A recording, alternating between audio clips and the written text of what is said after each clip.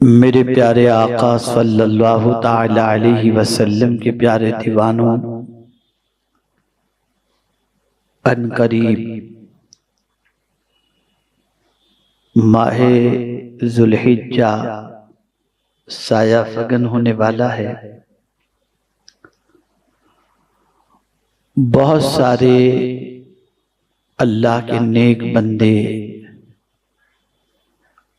اور بہت سارے غلامان رسول اس وقت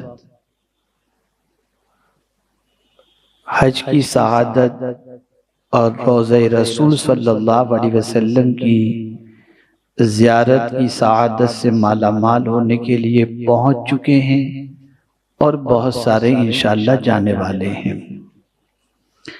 اللہ ہم سب کو بھی اس در پاک کی ادب کے ساتھ حاضری کی سعادت عطا فرمائے۔ میرے پیارے آقا صلی اللہ تعالی علیہ وسلم کے پیارے دیوانوں، ہر دن اور ہر رات سملر نہیں ہوتی، برابر نہیں ہوتی۔ دن دن میں بھی فرق ہوتا ہے، رات رات میں بھی فرق ہوتی ہے، فرق ہوتا ہے۔ ہر صبح بھی برابر نہیں، صبح میں بھی فرق، رات میں بھی فرق۔ بظاہر تو ایسا لگتا ہے کہ روزانہ صبح صادق ہوتی ہے، سورج طلوع ہوتا ہے،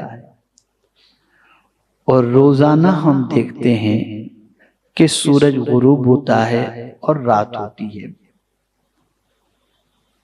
لیکن اگر قرآن مقدس کا جائزہ لیں تو ہر فجر کی قسم اللہ نے یاد نہیں فرمائی۔ کوئی فجر ایسی بھی ہے جس کی قسم میرے کریم نے یاد فرمائی، اور کچھ راتیں ایسی بھی ہیں جس کی قسم اللہ نے یاد فرمائی۔ اسی طریقے سے آپ دیکھیں کہ رات رات اس اعتبار سے بھی برابر نہیں کہ ہر رات میں قرآن نازل نہیں ہوا۔ اِنَّا أَنزَلْنَاهُ فِي لَيْلَةِ الْقَدْرِ، اور جب جس رات میں قرآن نازل ہوا تو اللہ نے اس رات کا مرتبہ بڑھا دیا اور فرمایا لیلۃ القدر خیر من الف شہر، یہ لیلۃ القدر 1000 مہینوں سے بہتر ہے۔ تو نظر آنے والی بہت ساری چیزیں سملر ہوتی ہیں۔ ایسا نہیں کہ لیلۃ القدر میں سورج غروب ہونے کے بعد رات شروع نہ ہوتی ہو، بلکہ سورج لیٹ غروب ہوتا ہو، ایسا نہیں۔ سورج اپنے ٹائم پر غروب ہوتا ہے، سورج اپنے ٹائم پر طلوع ہوتا ہے، لیکن جن دنوں رات کے اندر اللہ کی طرف سے کوئی خاص انعام نازل ہو جائے، اس رات کا مرتبہ بڑھ جایا کرتا ہے، اور اس دن کا مرتبہ بھی بڑھ جایا کرتا ہے۔ میرے پیارے آقا صلی اللہ تعالی علیہ وسلم کے پیارے دیوانوں، اسی طریقے سے عشرہ ذوالحجہ یعنی ماہ ذی الحجہ کی چاند رات سے لے کر 10ویں رات تک، اور ماہ ذی الحجہ کے 10 دنوں کی فضیلت اللہ رب العزت جل جلالہ اور اس کے پیارے حبیب صلی اللہ علیہ وسلم کے نزدیک بہت عرف و اعلیٰ ہے۔ یہاں رب قدیر جل جلالہ نے فجر فرما کر والفجر، فجر کی قسم، یہ فجر کی قسم کیوں یاد کی گئی، اور اس فجر سے مراد کیا ہے؟ تو مفسرین کے کئی اقوال اس کے بارے میں ملتے ہیں۔ ایک قول تو یہ ملتا ہے کہ روزانہ کی فجر، اس لیے کہ فجر کا وقت وہ وقت ہے جس وقت فرشتے بندوں کی روزی لے کر اس کے پاس حاضر ہوتے ہیں، اور فجر کی نماز کا مقام بہت عرف و اعلیٰ ہے۔ تو اس سے مراد بعض مفسرین نے روزانہ کی فجر لی، بعض مفسرین نے یوم عرفہ کی فجر مراد دی، اس لیے کہ منی میں یوم عرفہ کو بندہ فجر کی نماز پڑھ کر میدان عرفات کی طرف نکلتا ہے، اور یہ ایسے سفر پر نکلتا ہے کہ میدان عرفات میں جب وہ پہنچ جائے اور وقوف عرفہ کا وقت شروع ہو جائے اور احرام کی حالت میں وہ وہاں پر موجود ہے، تو اللہ تعالیٰ اس کی زندگی کے سارے گناہوں کو معاف فرما دیتا ہے۔ تو بعض مفسرین اس سے یوم عرفہ کی فجر کو مراد لیتے ہیں، بعض مفسرین نے فرمایا جمعہ کی فجر، کہ جمعہ کا دن بھی بہت افضل و اعلیٰ ہے، تو اس دن کی فجر بھی بہت افضل و اعلیٰ ہے، اللہ نے اس کی قسم یاد فرمائی۔ میرے پیارے آقا صلی اللہ تعالی علیہ وسلم کے پیارے دیوانوں، اور اس کے بعد اللہ عز و جل نے 10 راتوں کی قسم یاد فرمائی۔ اس میں بھی مفسرین کے کئی اقوال ہیں، لیکن زیادہ تر مفسرین اس آیت کریمہ کی روشنی میں جن 10 راتوں کو مراد لیے ہیں وہ 10 راتیں ذی الحجہ کی 10 راتیں ہیں۔ اللہ نے ان راتوں کی قسم یاد فرمائی، وَلَيَالٍ عَشْرٍ۔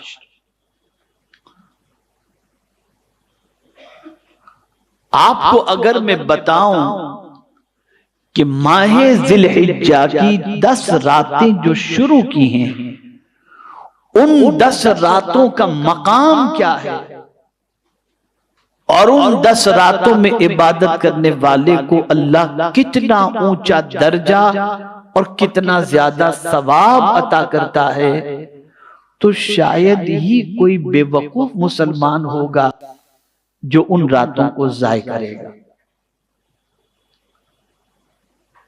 فرمایا گیا کہ عشرہ ذی الحجہ میں، یعنی 1 تاریخ سے لے کر 9 تاریخ تک، 10ویں کا روزہ تو نہیں رکھ سکتے،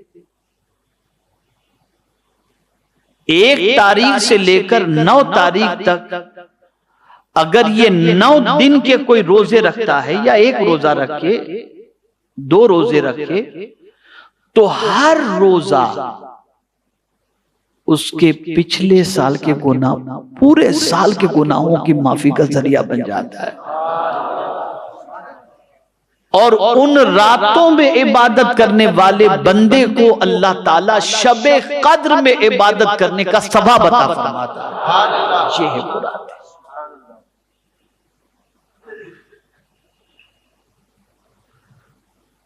ذی الحجہ کی 10 راتیں بہت اہم ہیں،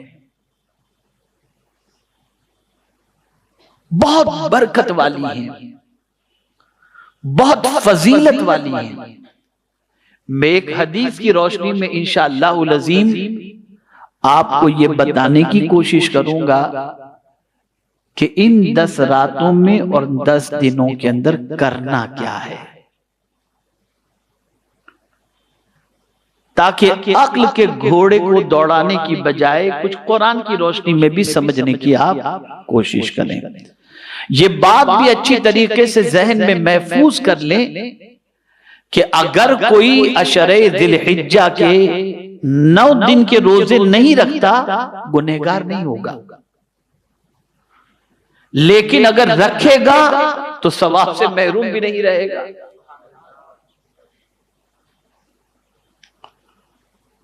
اور اسی طریقے سے اگر کوئی 10 ذی الحجہ کی، یعنی عشرہ ذی الحجہ کی شب میں عبادت نہیں کرتا تو گنہگار نہیں ہوگا، لیکن اگر کرے گا تو اللہ اسے شب قدر کی عبادت کے ثواب کے برابر ثواب عطا فرمائے گا۔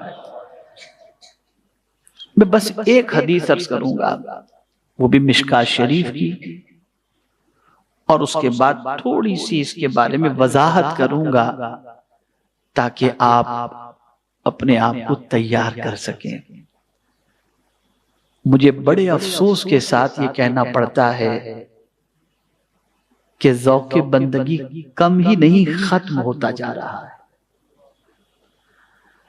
پہلے عبادت کر کے بندہ فریش ہو جاتا تھا، اب عبادت کے اثرات بھی انسان کی زندگی میں نظر نہیں آتے۔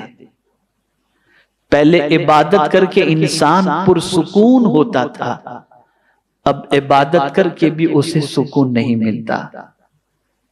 ماجرا یہ ہے، کسی بزرگ سے پوچھا گیا کیا وجہ ہے کہ میں عبادت کرتا ہوں تو عبادت کی لذت مجھے نہیں ملتی؟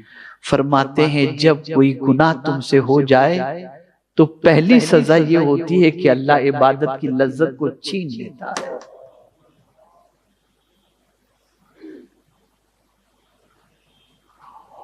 اور اللہ اتنا کریم ہے، ایسا رحیم ہے میرا پروردگار کہ جس کی کوئی انتہا نہیں۔ وہ چاہتا ہے کہ بندوں کے ثواب بڑھ جائیں، بندوں کی نیکیاں بڑھ جائیں، تاکہ قیامت میں جب اس کے اعمال نامے کو تولا جائے تو کثرت سے ایک کا ثواب زیادہ، عشر ذی الحجہ کی رات میں عبادت کرنے کا ثواب شب قدر جتنا دے کر اس بندے کی نیکی کو بڑھا دیا جائے تاکہ بندے کی بخشش ہو جائے۔ اللہ اس لیے یہ راتیں عطا کرتا ہے، یہ دن عطا کرتا ہے، لیکن افسوس، صد ہزار افسوس، بڑا عجیب ہماری قوم کا حال بن چکا ہے، بڑا عجیب حال ہو چکا ہے۔ اب میں یہ حدیث شریف آپ کی سماعتوں کے حوالے کرتا ہوں، اسے غور سے سماعت فرمائیں۔ یہ مشکوٰۃ شریف کی حدیث ہے۔ حضرت ابو ہریرہ رضی اللہ تعالیٰ عنہ سے روایت ہے کہ اللہ کے رسول صلی اللہ تعالیٰ علیہ وسلم نے فرمایا ما من ایام احب الی اللہ ان یتعبد له فیہا من عشر ذی الحجہ یعدل سیام کل یوم منہا بسیام سنت وقیام کل لیلت منہا بقیام لیلت القدر۔ آقا کریم صلی اللہ علیہ وسلم نے فرمایا، اب پہلی بات تو میں عرض کر چکا، روزے کے حوالے سے بھی اور شب قدر کے حوالے سے بھی۔ اب پہلے ٹکڑے کی طرف میں آپ کی توجہ کو مبذول کراتا ہوں۔ آقا کریم صلی اللہ علیہ وسلم نے فرمایا اللہ کے نزدیک سب سے زیادہ پسندیدہ دن جس میں اس کی عبادت کی جائے ذی الحجہ کے 10 دن ہیں۔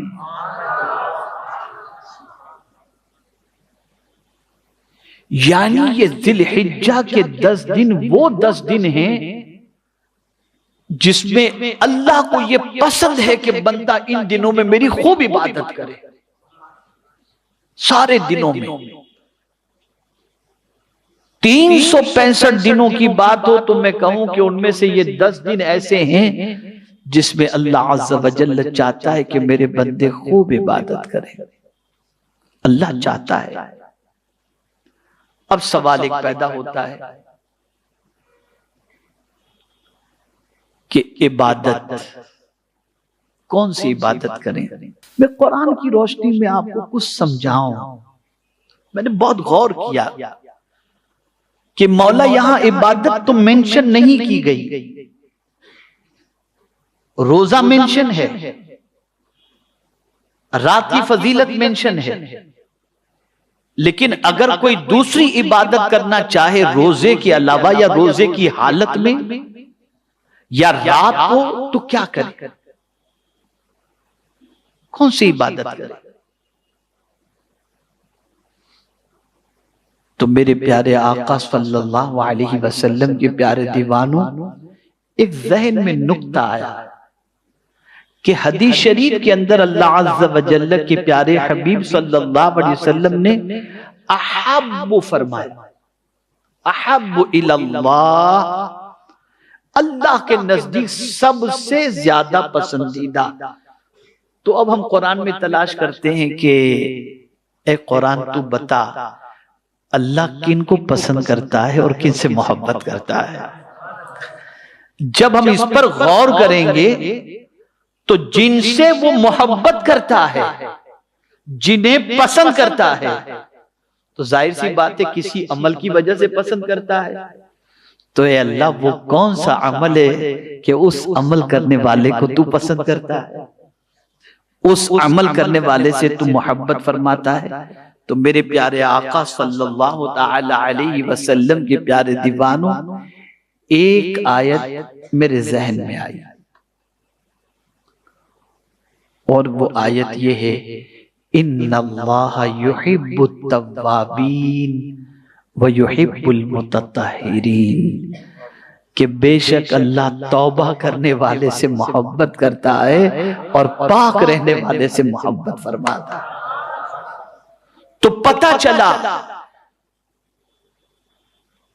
کہ ان دنوں رات میں اللہ سے بہت معافی مانگو، ان دنوں رات میں اللہ سے خوب توبہ استغفار کرو، ان دنوں رات کے اندر رو، اللہ کو مناؤ، اور انہی دنوں کے اندر یوم عرفہ بھی آتا ہے جس میں منی میں جا کر، عرفات کے میدان میں جا کر بندہ روتا ہے، معافی مانگتا ہے، اور میرا کریم اس دن اس کے سارے گناہوں کو معاف فرما دیتا ہے۔ تو توبہ کرو، معافی مانگو اپنے رب سے، استغفار کرو اپنے رب کی بارگاہ کے اندر۔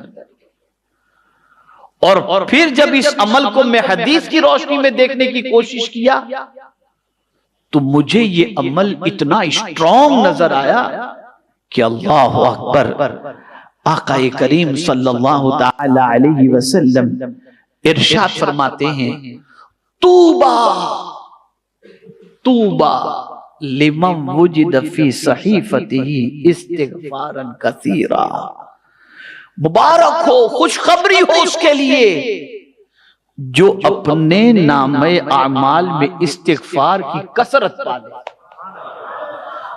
تو پتہ چلا توبہ استغفار اللہ کو پسند بھی ہے، اور ساتھ ہی ساتھ اگر کسی کے نامہ اعمال میں استغفار کی کثرت ہے تو کوئی اسے مبارکباد دے یا نہ دے، مدینے کے تاجدار اسے مبارکباد پیش کرے۔ تو یہ عمل کتنا عظیم ہوگا، یہ عمل کتنا عظیم ہوگا۔ اور پھر میں تھوڑا آگے بڑھا تو میری عقل اور دنگ رہ گئی، عقل اور دنگ رہ گئی کہ حاجی جس کو اللہ تعالی حج کے شرف سے مشرف کرتا ہے تو تنہا اس کی بخشش نہیں ہوتی، اللہ اس کو وہ مقام عطا کرتا ہے کہ اس کو اس کی وجہ سے اللہ تعالیٰ 40 لوگوں کی بخشش فرما دیتا ہے۔ ارے حد تو یہ ہے کہ حاجی اپنے گھر پہنچنے سے پہلے جس کے لیے دعا کرے اللہ اس کی دعا کو قبول فرما لیتا ہے۔ تو یہاں سے یہ بات سمجھ میں آئی کہ توبہ اللہ کو بہت پسند ہے، بہت پسند ہے۔ ہم مانگتے تو بہت ہیں اللہ سے، لیکن معافی نہیں مانگتے، نعمتیں مانگتے ہیں، معافی نہیں مانگتے، توبہ نہیں کرتے۔ تو اللہ توبہ کرنے والے سے محبت فرماتا ہے۔ تو ان 10 دنوں رات کے اندر اللہ عز و جل کی بارگاہ میں توبہ کرو، پاک، بہت عظیم دولت ہے۔ ایک ہی مقام پر نہیں فرمایا کہ ان اللہ یحب التوابین ویحب المتطہرین، بلکہ صحابہ کی تعریف بھی جب فرمائی مسجد قباء کی تعمیر کرنے والے صحابہ کی، تو فرمایا فیہ رجال یحبون ان یتطہروا، اس میں ایسے بندے ہیں جو پاک رہنے والے پاکی سے محبت کرتے ہیں۔ تو پتہ چلا پاک رہنے سے پاک رہنے والا یعنی ایسا بندہ جو پاک رہنے سے محبت کرتا ہے، اللہ اس بندے سے بھی محبت فرماتا ہے۔ اب اگر پاک بندے اور پاکیزگی سے محبت رکھنے والے بندے مسجد کی تعمیر کریں تو مسجد کی شان یہ ہو جائے کہ 2 رکعت مسجد قباء میں پڑھو تو نفل عمرے کا ثواب اللہ عطا فرما دے۔ اور آج مسلمان سے کہو چلو نماز پڑھ، مولانا ناپاک ہوں، یہ حال ہو چکا۔ تو ان دنوں رات کے اندر توبہ کرو، خوب معافی مانگو۔ تو پہلا عمل تو یہ آپ کو میں نے بتا دیا۔ ایک اور عمل ہے قرآن کی روشنی میں، ان اللہ یحب المحسنین، اللہ نیکی کرنے والے، احسان کرنے والے سے محبت فرماتا ہے۔ نیکی کرو۔ اب کیا نیکی کریں؟ آئیے میں قرآن کی روشنی میں تھوڑا سا سمجھاتا ہوں کیا کرنا ہے، تاکہ وہاں حج کرنے والے جو وہاں جا کر، چونکہ یہ 10 دن کی فضیلت جو ہے نا، اس کا ایک سبب یہ بھی ہے کہ ان 10 دنوں میں یہاں سے جو حج کے لیے جاتے ہیں نا، وہ لگے ہوتے، کوئی طواف میں لگا ہے، کوئی عمرہ میں لگا ہے، کوئی ذکر میں لگا ہے، کوئی کس میں لگا ہے۔ تو وہ ساری عبادتوں میں جب وہ لگے رہتے ہیں تو ہم اور آپ وہاں نہیں پہنچے، یہاں بیٹھ کر وہ کریں، ان کے صدقے میں اللہ کرم فرما دے گا۔ تو اب وہاں حاجی کو کیا کہا گیا؟ کیا کرنا ہے وہاں پر؟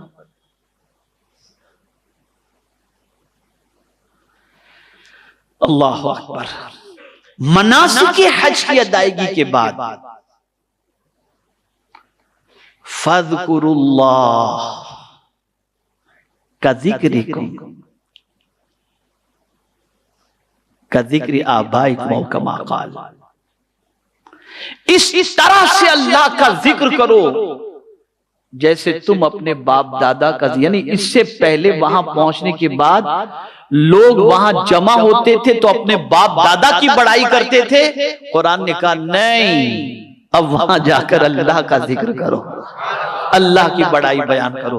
تو پتہ چلا ان 10 دنوں میں اللہ کا ذکر کثرت سے کرو، اللہ کی یاد کثرت سے کرو۔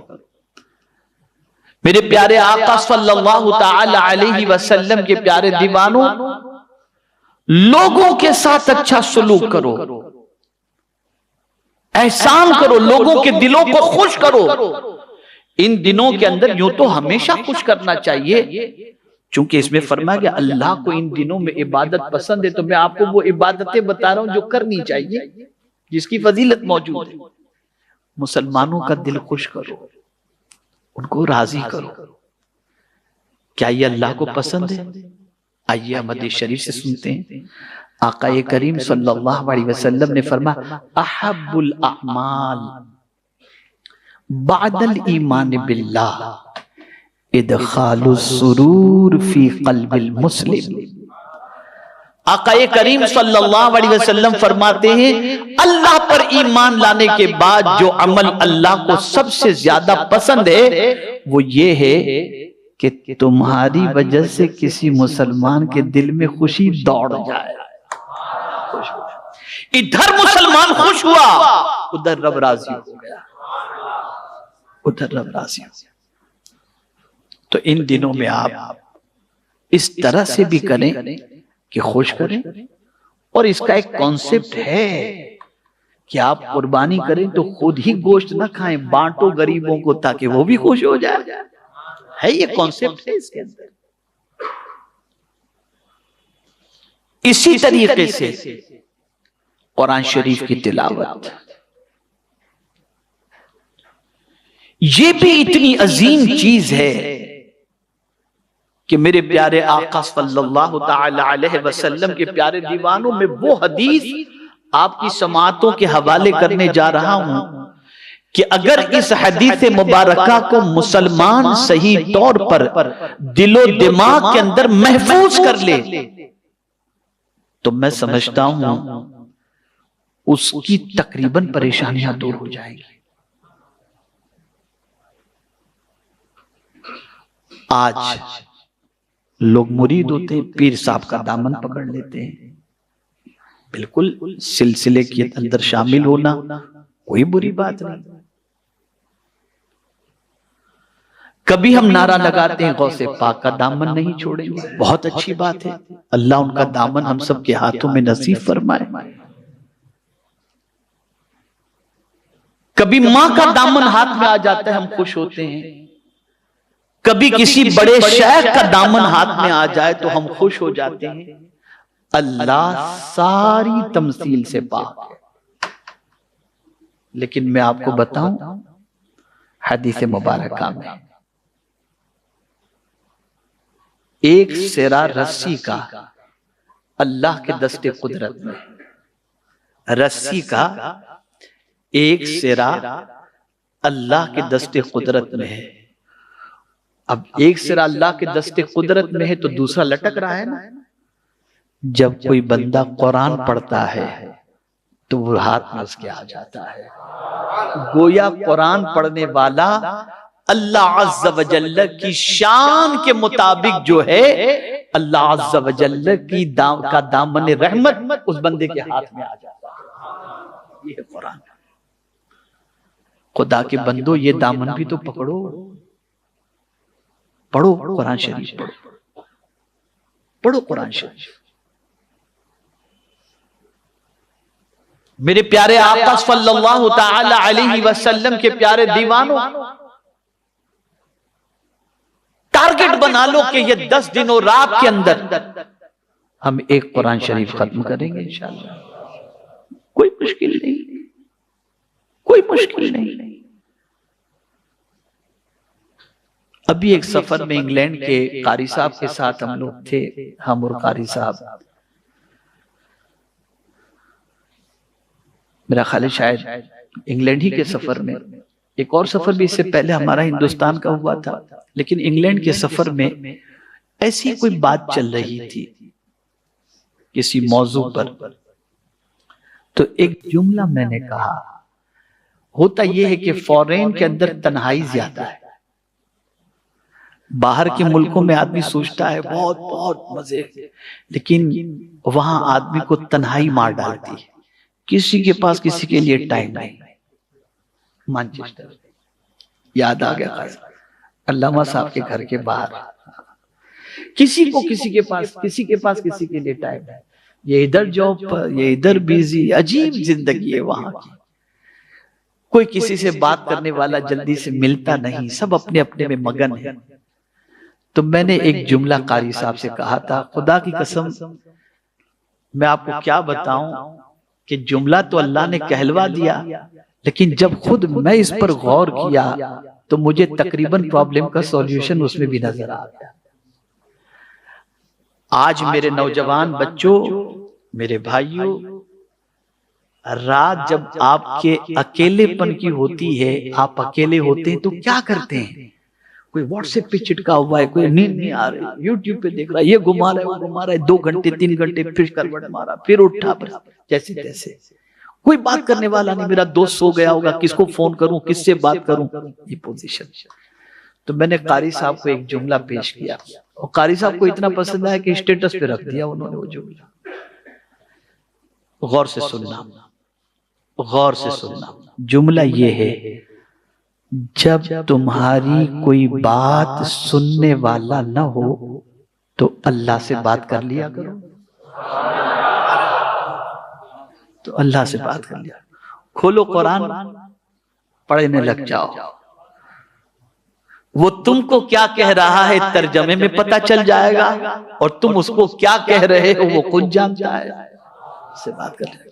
اور اللہ والے اپنی تنہائی کو اسی سے مٹاتے تھے، اور آج کا نوجوان پکچر دیکھ کر مٹا رہا ہے،